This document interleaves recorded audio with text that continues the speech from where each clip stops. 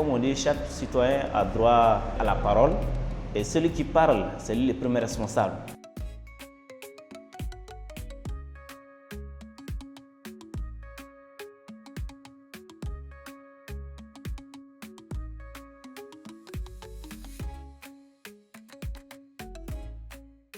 Les journalistes ou les médias ne font que véhiculer ce qui est souvent dit. Par exemple, vous me donnez une information, vous promettez un grand projet de société. En tant que journaliste, je traite l'information telle que vous m'avez donnée. Mon média sert de canal pour véhiculer ces messages.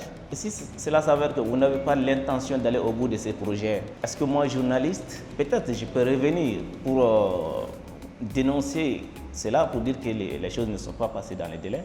Mais toujours est-il que pour les citoyens, c'est moi, journaliste, qui a vraiment véhiculé ces messages et qui s'avère ne pas être vrai. Donc c'est malheureux, mais nous avons un peu les mauvais rôles de la société, mais on doit s'assumer, mais on doit quand même bien le faire tout en assumant toute notre responsabilité.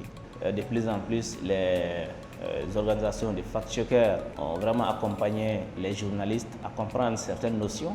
Et aujourd'hui, la première des choses, tout journaliste qui a eu à suivre ces formations, tout de suite s'il y a une information, le simple fait de se dire « attention, moi journaliste, je ne dois pas agir comme tel ou tel » ou comme les non-professionnels, c'est déjà une très bonne chose. Donc je pense qu'il y a quelques organisations de fact-checkers, mais cela n'est pas encore suffisant puisque ces organisations aussi ont besoin d'accompagnement pour pouvoir organiser des séances de formation. Donc puisque aujourd'hui, vu le contexte, l'accompagnement pour ces organisations n'est pas aussi prometteur que ça.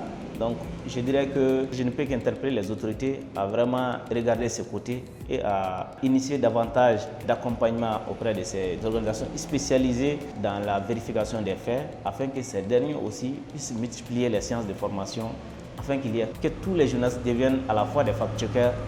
Comme ça, peut-être on aura vraiment plus d'informations vérifiées et vraiment vérifiables.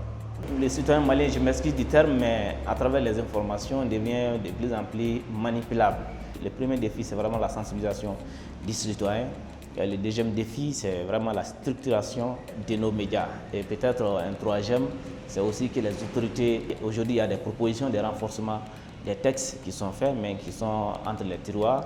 Donc il faut que les autorités accélèrent ce processus-là afin que les médias maliens soient vraiment les plus professionnels possibles.